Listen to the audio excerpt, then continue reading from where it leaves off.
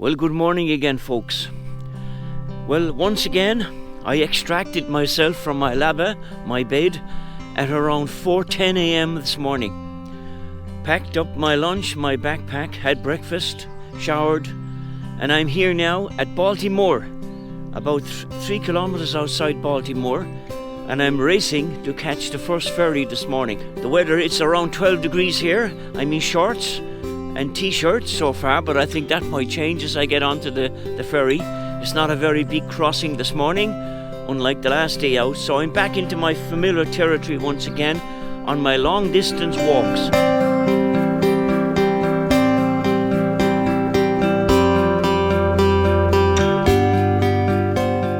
Well, folks, I'm here on the pier at Baltimore, and I'm awaiting the first ferry out to Sherkin Island. A new island today, the second of the West Cork Islands that I'm heading after being to Cape Clear a few weeks ago. So now that my family have gone back to their homeland, Oz, I'm back at my walking and trekking ways once again, and delighted to be at it. So it's a gorgeous morning again, the gods are with me. So hopefully we can have a good day's walking on Sherkin Island off the West Cork coast.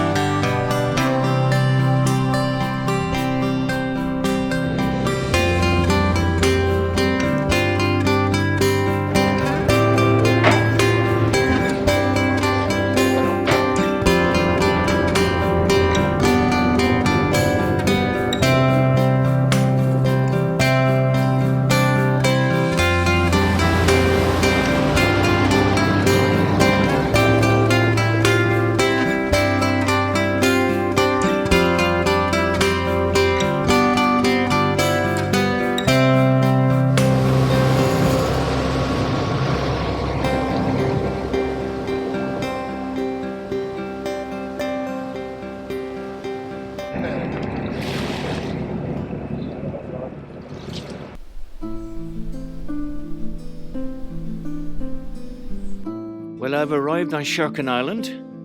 It's very early in the morning. The ferry is quite busy. And behind me you can see Sherkin Friary, built in 1460. Not yesterday, 1460.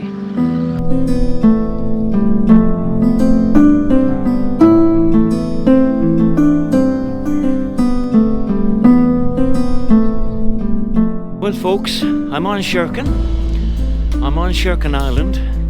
It's awfully early. First ferry out, though quite busy. A lot of foot passengers and one commercial vehicle. So I'm beginning my trek on this island. Been waiting to get onto this one for a few months, but things to do, places to be, people to meet, and it's been a hectic past few weeks. So I'm now beginning my trek. As I said, I have the fleece on, so I'm going to take you with me and invite you to come along and let's explore this island, Sherkin Island, together.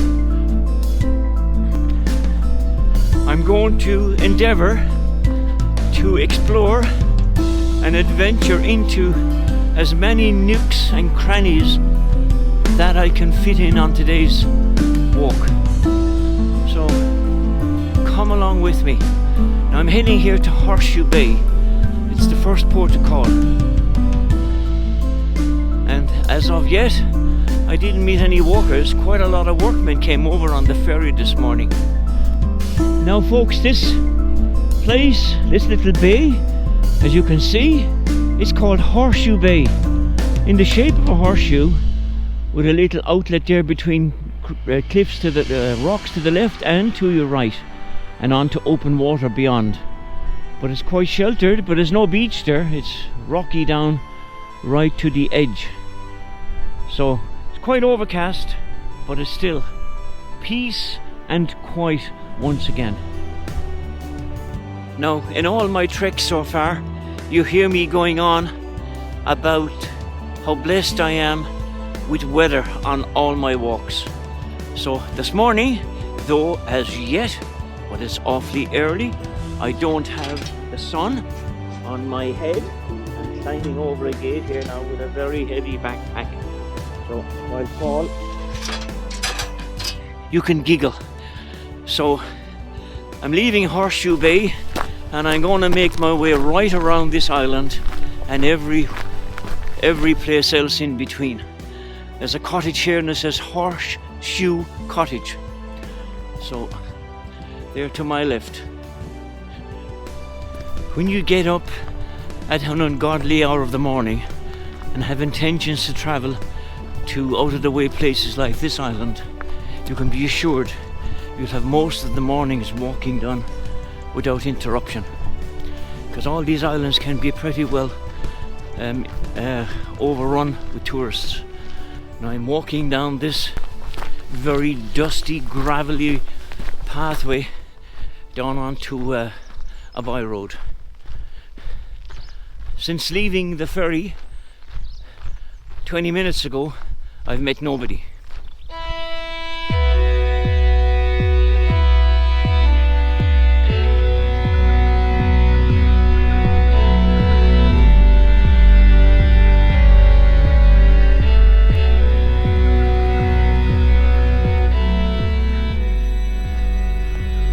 Well, once again, I find myself in peaceful and quiet countryside.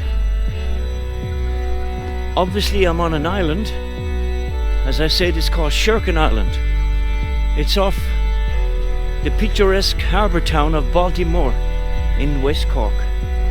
2.5 weeks ago, I sailed out of Baltimore and went out to Cape Clear Island.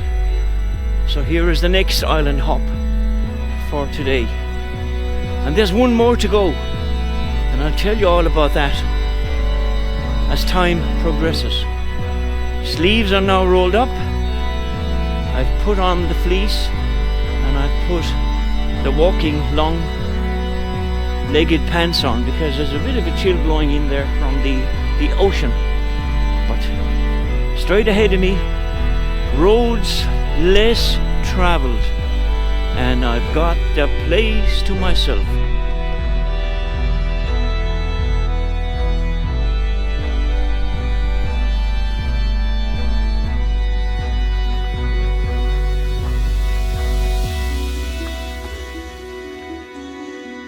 You can see behind me there the little quite one-lane country byway.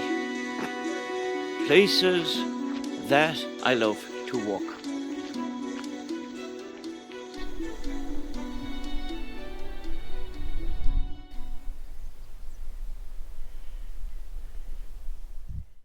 Well, I'm standing here in front of what used to be Sherkin Island Boys and Girls School.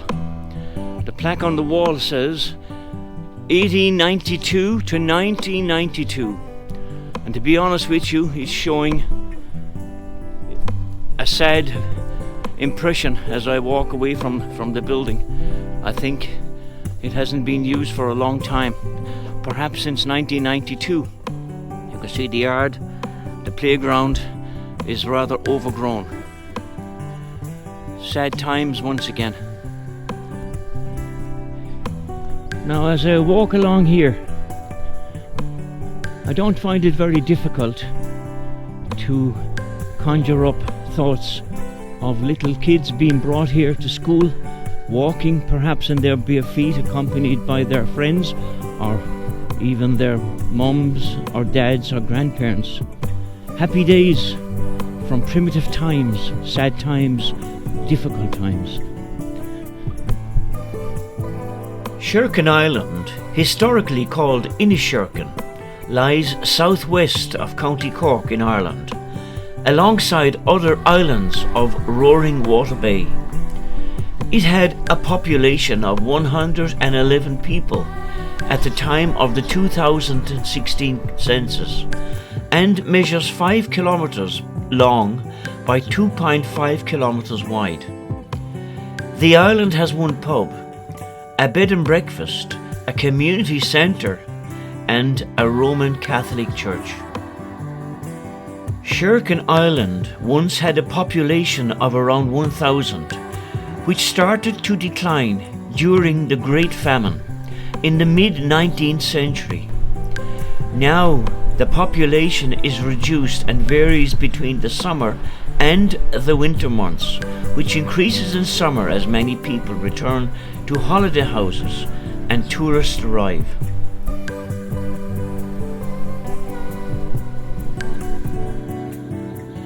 I just met an elderly island inhabitant, and he told me about this horseshoe loop. So there are hills, and there are many hills. The sun is making a major effort and having an ongoing battle with pretty consistent heavy cloud cover. But the sun hopefully will win this battle. So folks, I'm here overlooking the mouth of Baltimore Harbour, just over my shoulder. There's a large stone house which is for lease here. So anybody that want to come to Sherkin Island to have a out of the way break in absolute and total isolation, here's your property here. And I'll put the link up on my video when I do it. So this is Horseshoe Harbour, there down there, and the mouth of Baltimore Harbour over my hat. Family names synonymous with West Cork, Carbery and O'Driscoll, for example, are recorded in writings in the 6th century, prior to and following the Anglo-Norman invasion of 1169. Clans driven from their original locations made encroachments on the O'Driscoll territory. Names such as O'Mahony, Barry and O'Sullivan started to appear. About this time, ports along the east coast had been taken over by the Anglo-Normans. Rivalry between the ancient clans of the west and the Anglo-Normans in the east had developed into deadly enmity, which saw many acts of piracy and destruction on both sides. The friction continued, and in 1450, the citizens of Waterford and Wexford were banned from fishing in Baltimore, or from having any commercial contact with the O'Driscolls. The climax of this bloodthirsty period was in 1537, when on February the 20th, 4 ships trading from Lisbon and bound for Waterford with cargoes of wine were driven by bad weather into enemy harbours of Cape Clear, Baltimore and Kinsale. What occurred, the author writes, deserves to be told verbatim, because it was one of the key factors that led to the destruction of the island, the Franciscan Friary and Doon na Long Castle. Now folks, I'm after climbing up this horrendous hill on another part of Sherkin Island, and I'm coming upon a church. I'm just wondering, it says Saint Mona's Church and the Grotto of Our Lady of Lourdes. So I'll just go and see if it's open and do what I normally do. Well, hallelujah. Once more I find this really isolated little church, St. Mona's, open. So I'll sit here for 10 minutes and contemplate what needs to be contemplated upon. And as usual, say a few prayers for all those who may be at this time having some difficulties with health in life or whatever. And God knows we all need help. So I will say a few prayers here for all of you, and as I said on Cape Clear, I hope that my prayers will make a little bit of difference to your day and perhaps your life.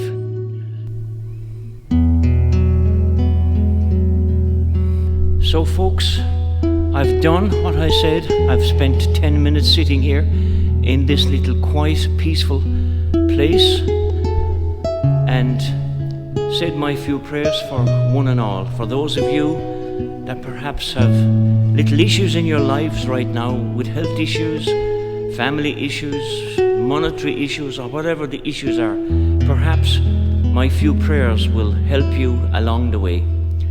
It's something I always do when I visit out of the way places and come across places like churches and abbeys and so forth. I'll always have a chat to the guy above and ask for intervention in my life and in everybody's life. So that's all I'm going to say in this church now. So I'm going to continue on my way. So thank you one and all for tagging along with me, okay? Now that was a pleasant little surprise finding that little church open. So there's no harm, everybody to their own. This is what I do, and I don't expect people to follow my way. It's what works for me, and it's what I like to do.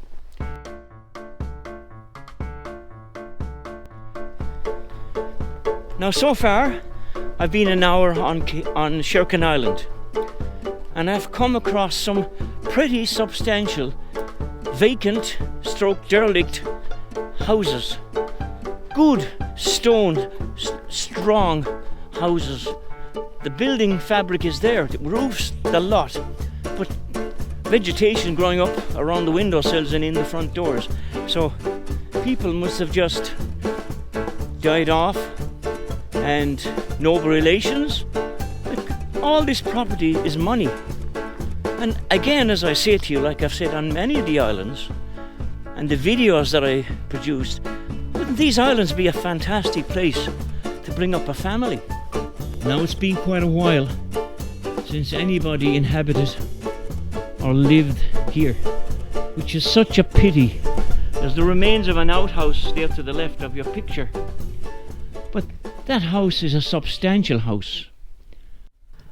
When the gentry and peers of those parts had tasted the wines, they forgot their safe conduct and invited the merchants to dinner at the castle, seized and clapped them in irons, manner their Irish galleys, and took the ship and distributed 72 tons of the wine amongst their neighbours.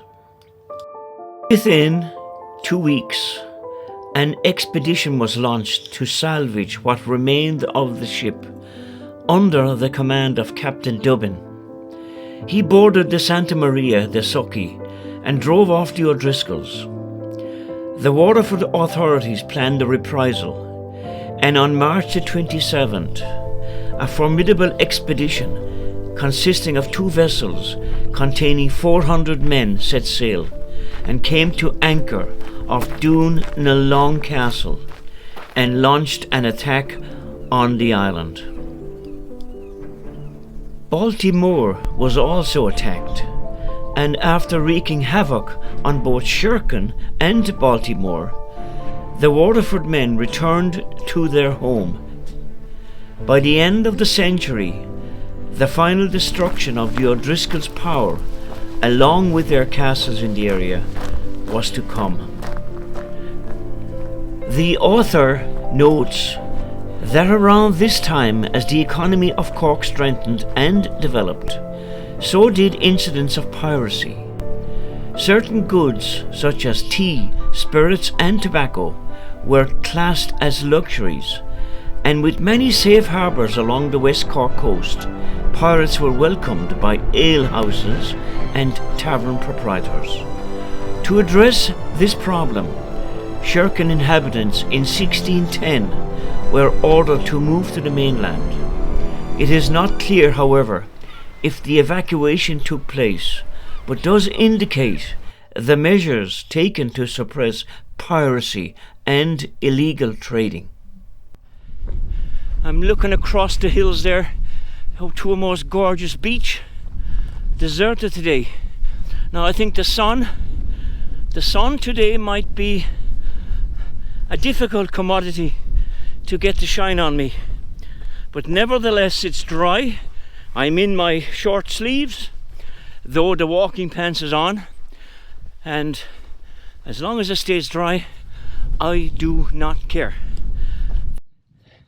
Looking down here to my left, there's the most gorgeous, inviting golden sand beach. And all of you know the most unbelievable warm weather that we had for the whole month of June and a bit more.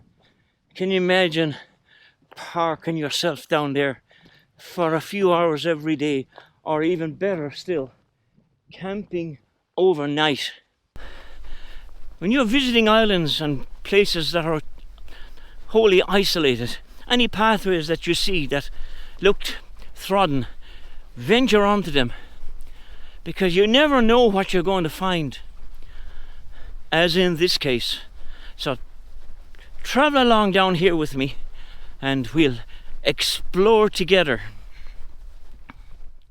Well, what is down here, I hear you ask? Two beaches. Two beaches. And the haunting sound of seagulls overhead. The water looks very inviting, but I'm not getting in there today. It really looks inviting. I give you a look from behind me there, just prove the point that there is a beach there, and there's a one further, just a little headland further. So here we are next to the sea, and two beaches on Sherkin Island in West Cork.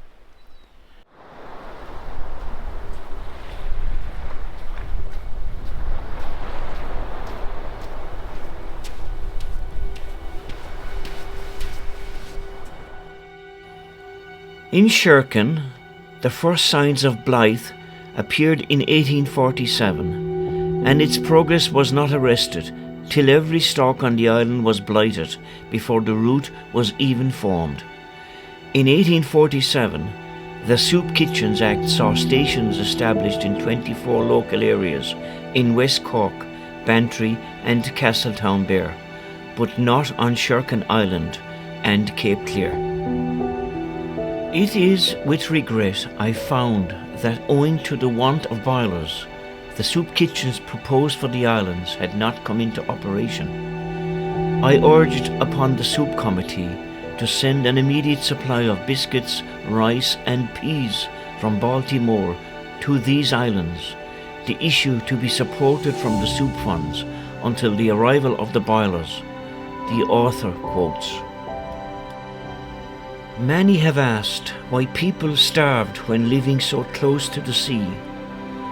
The Reverend Thomas Fenton, in an eyewitness account, notes that everything on the island that a single halfpenny could be raised on has been pawned." So here we are, on a beach, early morning, 9:10 a.m. on Sherkin Island, off the West Cork coast.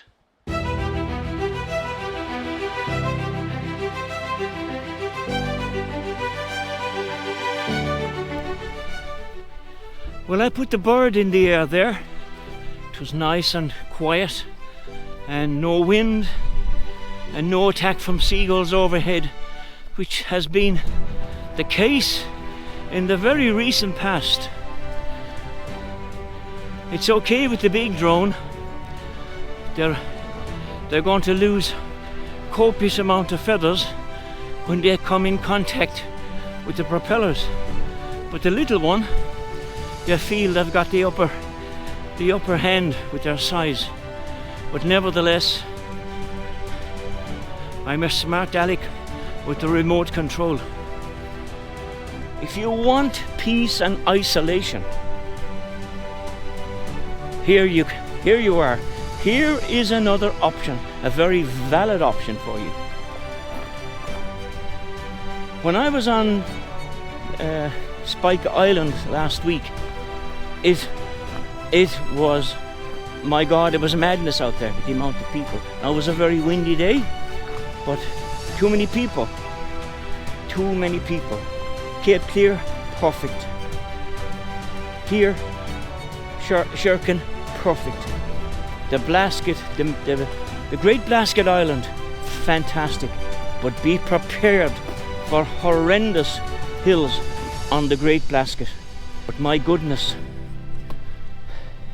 Inishmaan is just heaven on this earth. Am I getting through to you with the message of my desire to be on islands? Yep.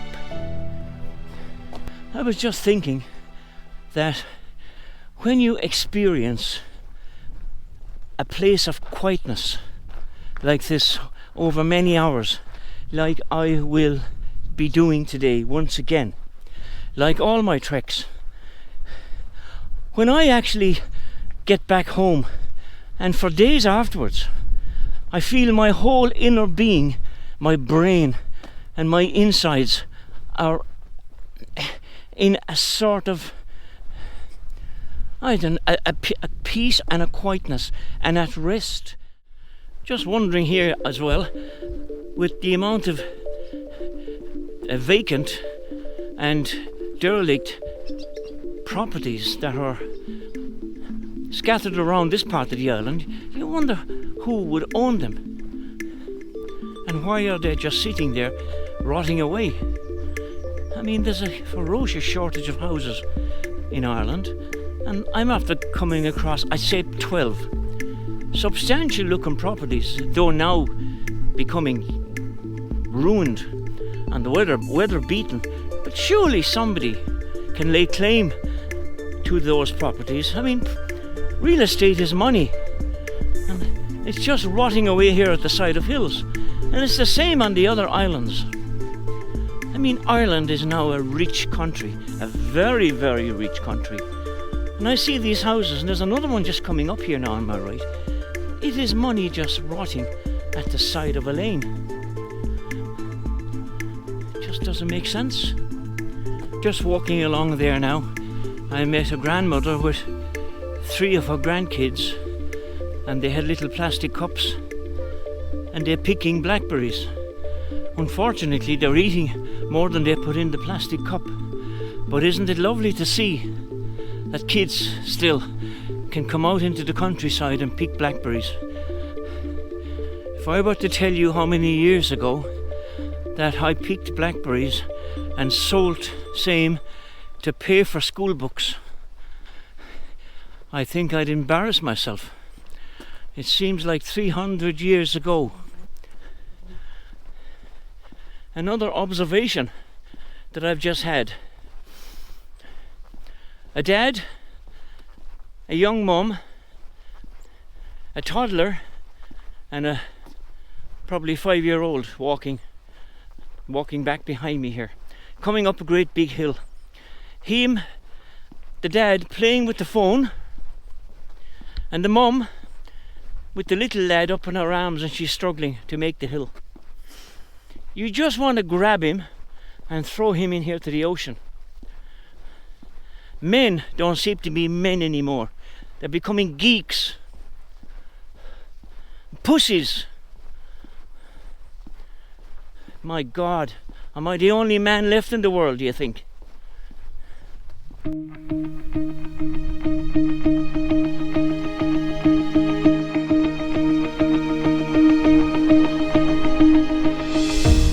What we have here in front of me is Cow Strand.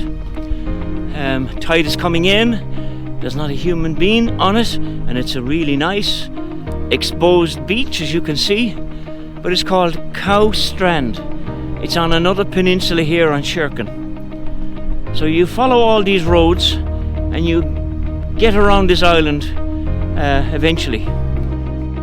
Now, one thing I must enlighten you upon is all these roadways that you take on foot on departing the ferry, they're all cul-de-sacs, meaning you have to come back.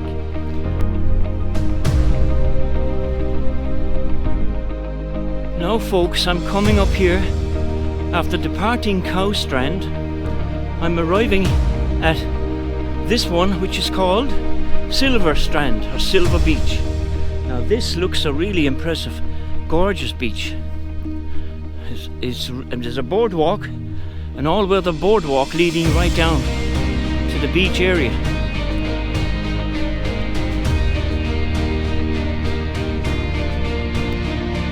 Well folks, I'm walking here on this absolutely magnificent beach. It's called Silver Strand or Silver Beach. I passed it down about 30 minutes ago, so on my way back I decided to take a walk on it, and I'm going to put the bird in the air here now and give you a view from above.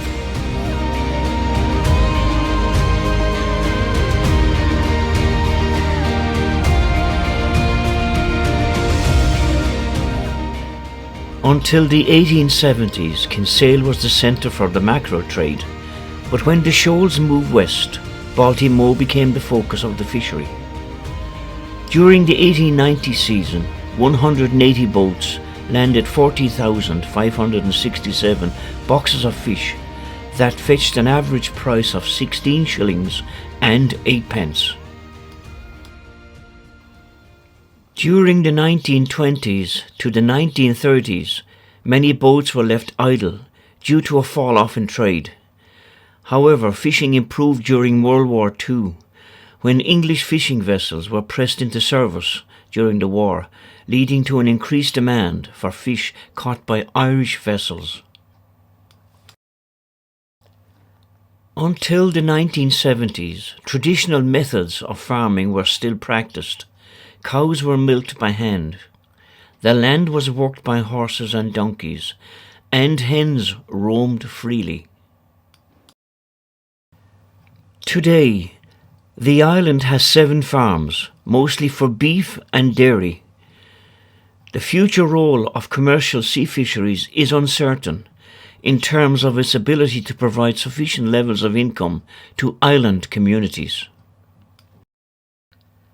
The author notes problems associated with the industry nationally and internationally, and she says have a disproportionate negative effect on island fisheries.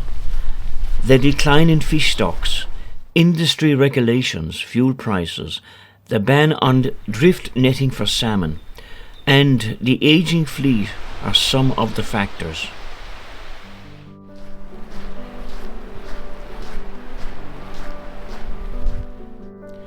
How many times have I said to you on video and on cam that the gods are with me? Take a look what's over my right shoulder. That golden orb that continues to follow me around on my treks. Am I lucky or am I what? It's 19 degrees, 19 degrees. And I have this distinct feeling that it's going to climb a little bit higher, which is now perfect for walking. But no goddamn flies. None. Look at the vegetation there behind me. And the vivid colours, isn't it magnificent? Really beautiful.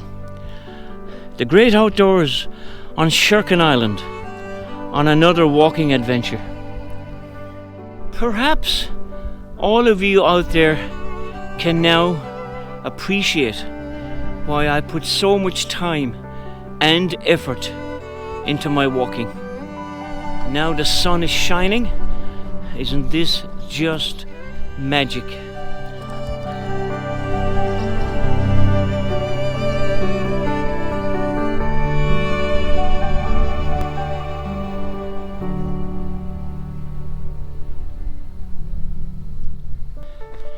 I've just wandered into a campsite of sorts. The cafe is closed, it says, but I said that, but there's glamping tents, normal conventional tents. There's a cafe there, and there's little villas and chalets. So as another option for a place to stay overnight or longer, were you wishing to pay a visit to Sherkin Island. Now, the big long walk back to where I began 40 minutes ago. I'm fully convinced, and have been convinced for many years, that the benefits to one's health, physical and mental, from walking, long distance walking, are immeasurable.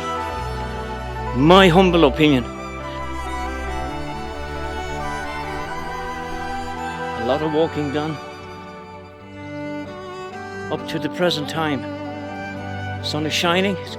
It's 21 degrees now, and I think that might be the top temperature for today. Quite a lot of distance covered on by roads. There's a few people walking around here now, people heading down there to the beach. Beach is gorgeous, so it's the place to hang out for the day. Now, I'm starting Sherkin Yellow, the Sherkin Yellow Trail. So I have the green and the red one done in their entirety, outward and backwards. Now folks, what I have noticed here is there's a bar, but I won't be partaking in any liquor at the moment. The little bit that I would normally drink, which is minuscule and minimum, but perhaps on the way back from the end of this track I will partake in a cider or a Murphy's, one or the other, but I sure will if the pub is open. Now, because I'm so beady-eyed, I'm after sighting an old ruin here to my right, so I'm after making my way off my course to have a look and see what it is or what it was.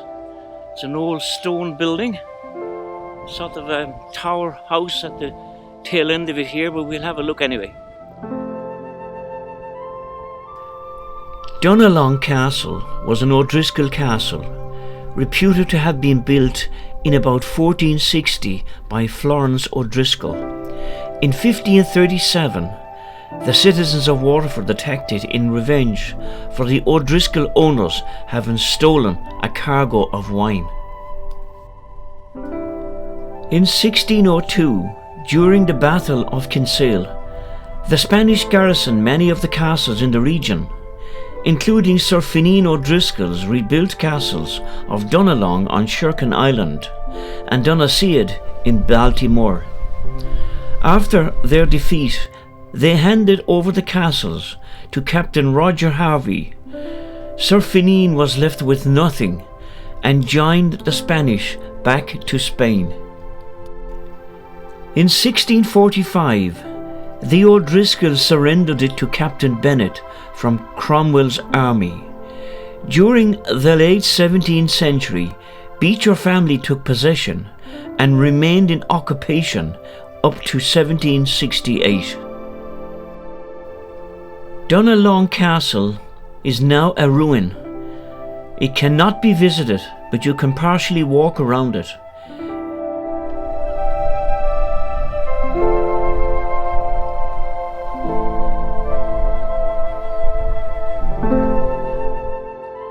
I've just come on the Sherkin House Hotel, there on my right, and it's not open to the public.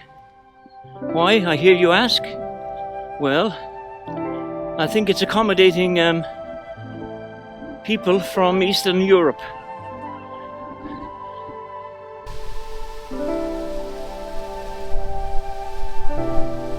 Now in front of me here, and to my left rather, on the Yellow Trail, there is a substantial homestead. It has a corrugated roof. That's not very old. There's been some efforts in restoring this place, but it is a substantial property and is looking right over across the mouth of Baltimore Harbour. So I'm making my way steadily around Sherkin Island, and I have a little bit over half of the island now walked on roads that are provided for walking and tracks, and I've visited 4 beaches.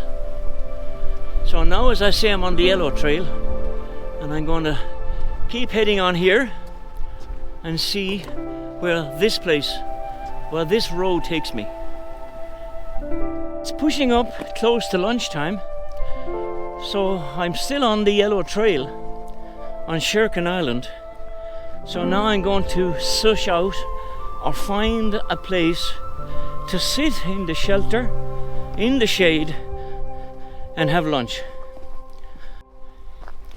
You can see there behind me, the road that I'm walking upon is a road less travelled.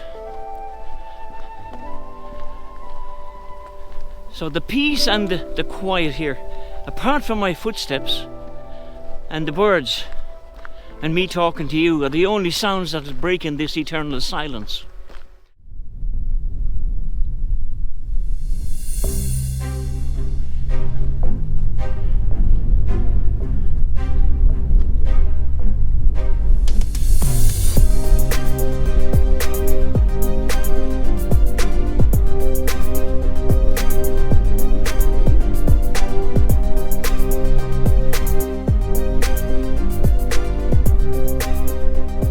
I'm here at the end of the yellow trail, and I'm at sea level.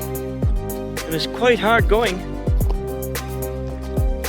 So there's a pier up there where you can see the cars glistening in the sun. So I'm going to have to make my way across some rather severe rocks now to get to where I want to be and have my lunch.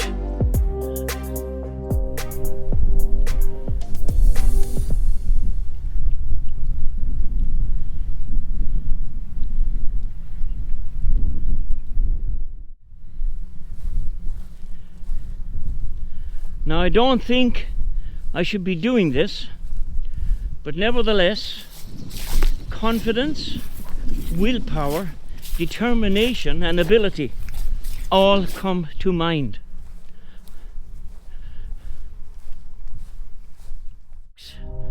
Would you agree that this would be or could be or is the place to partake in my lunch today? I think so. You'll always find a glorious spot, and in all my walks I found spectacular locations to feed myself at lunchtime. And it's now close to lunchtime, so I think I'll sit down here for 30 minutes, have my lunch, take in the view and contemplate on my return to the Abbey here on Sherkin Island. I'd forgotten where I was. On Sherkin Island in West Cork. Okay? Now, excuse me while I dine alone. That was the first sit down that I had since I came from the ferry onto the island.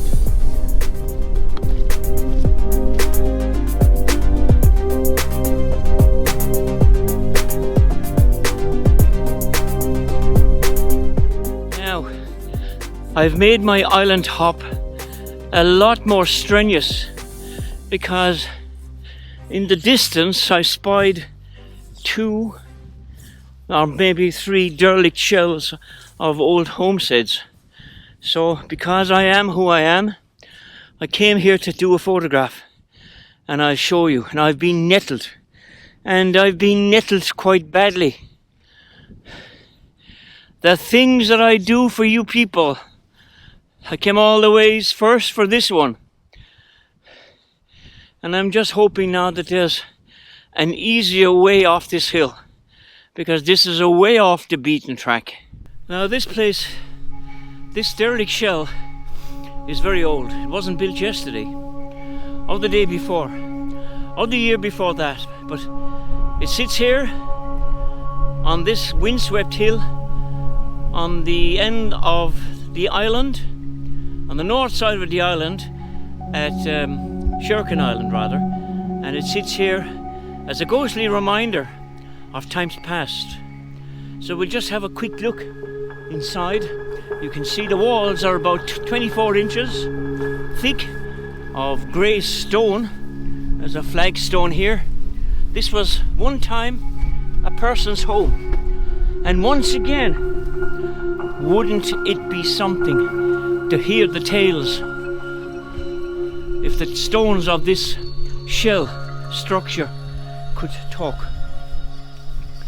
There's a fire hearth there behind me, and one living room, and probably this is the bedroom. The built-in wardrobe, I'll show you now, and a fireplace with the lintel still intact over the heart of the fireplace.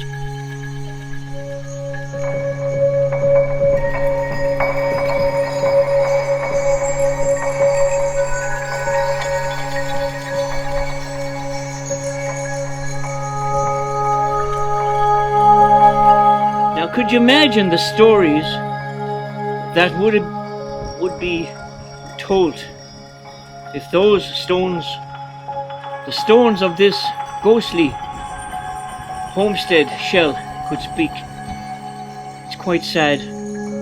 There were primitive conditions, but it was home, and this would not have been an easy island to live on way back 100 plus years ago.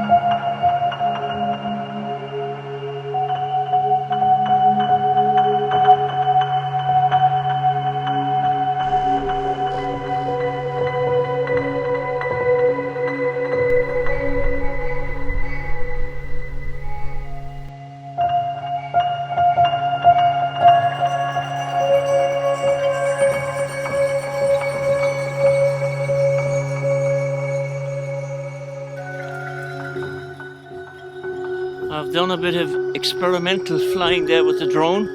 There were some high tension electricity cables overhead, so I had to do a bit of Evel Knievel flying. Now there's another ghostly shell right behind me there, as you can see. And again, a view to die for. Now, I've got to get my way. I've got to find my way out of this hole. The road is over there, but I don't see any gate. So I'm just going to keep wandering here a minute. I've made this journey today, well, this portion of it, I've made it difficult on myself. You can see right behind me over my left and right shoulder, the colour on the vegetation is most impressive. Technicolor. Okay, so I must go and find a way out of this piece of quarry that I wandered into to take a video of the derelict houses. Okay, but that's particularly beautiful. When you're walking through dense undergrowth like this, the nettles won't be long telling you who the boss is. And they have done that so eloquently in the past 25 minutes.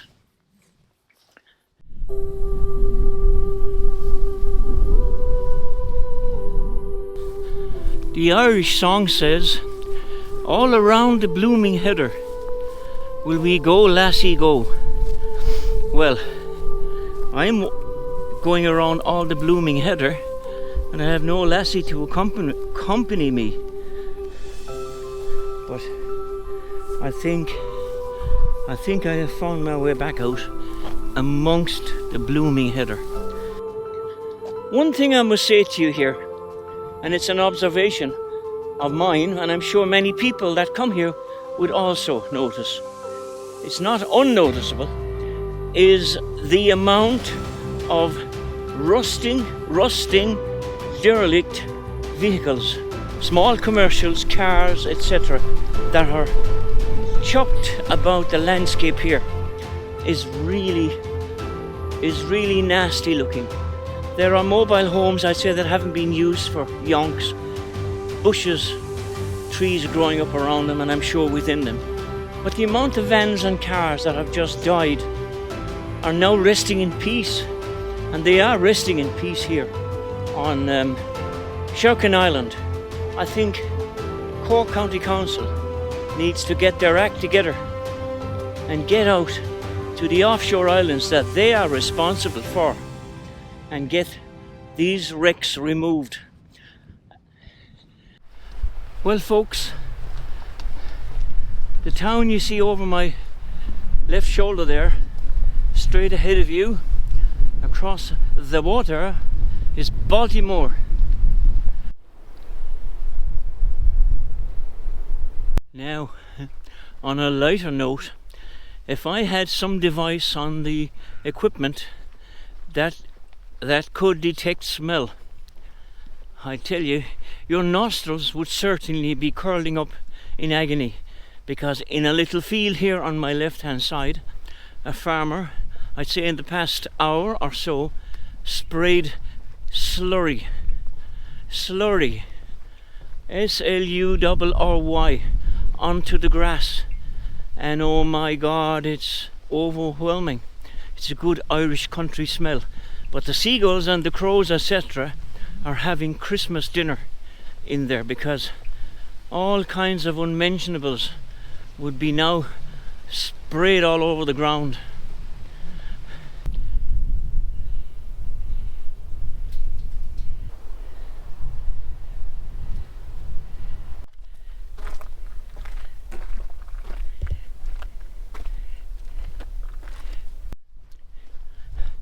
Believe this, I was just going to the pub, the liquor store for a drink, and I found another road discreetly tucked away behind the bar premises. So I'm just going to wander down here now. This certainly is the end of the roads that can be traversed, and then I'm going for the cold beer. And I'm going to sit outside in the sun and thoroughly enjoy it, because I need to get to the Abbey and film and put the drone in the air over that.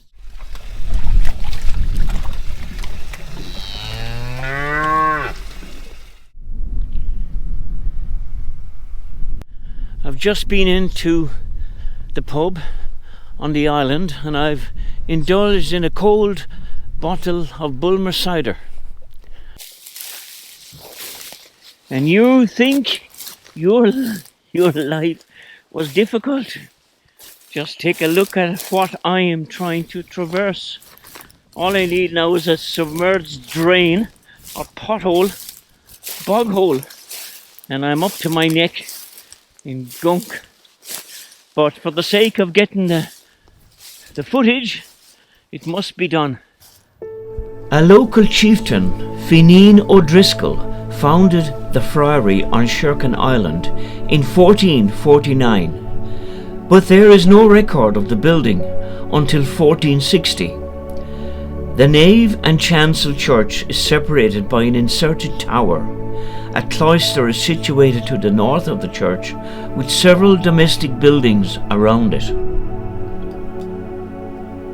Permission for this foundation was given by Rome to Finnegan O'Driscoll in 1449, but it was not until just after 1462 that the observant friars actually arrived. The friary became the traditional burial place of the O'Driscolls.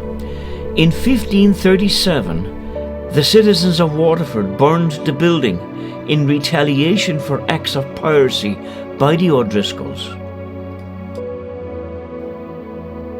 The Great Bell of the Friary was on display in Waterford as late as 1615. There is no evidence to suggest that the friars were disturbed by the events of the Reformation until the island was garrisoned by the English following the Battle of Kinsale. The friars soon returned and, except at the height of the Cromwellian persecution, were active all during the 17th and well into the 18th centuries. The last friar, Father Patrick Hayes, died soon after 1766. The friary was built on a sheltered spot above a small rocky strand, the Strand of the Brothers, and faces the fishing village of Baltimore approximately 1 mile across the harbour on the mainland.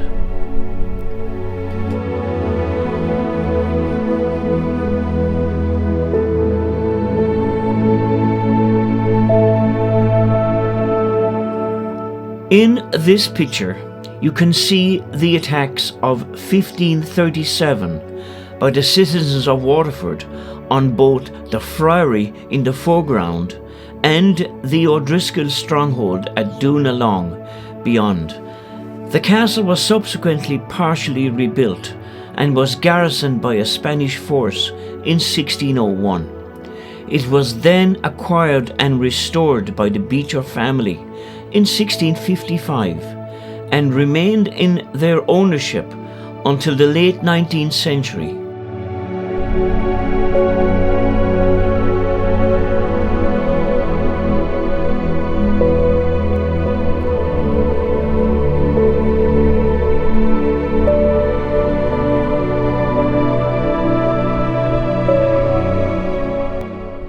Now this is quite dangerous.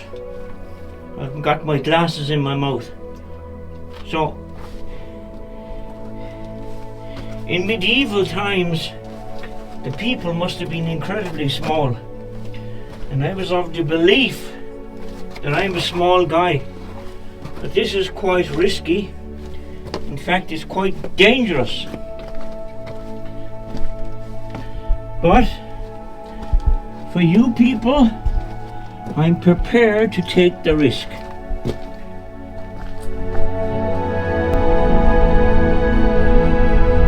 Now I have another floor of minuscule steps on a spiral staircase to traverse. So here goes. Now this is quite dangerous, and a backpack. So probably an idiot to be doing this. That was pretty stupid now on my behalf, because I normally am very, very careful. So there's no point in taking that major risk just for the sake of a photograph or a video. Crazy.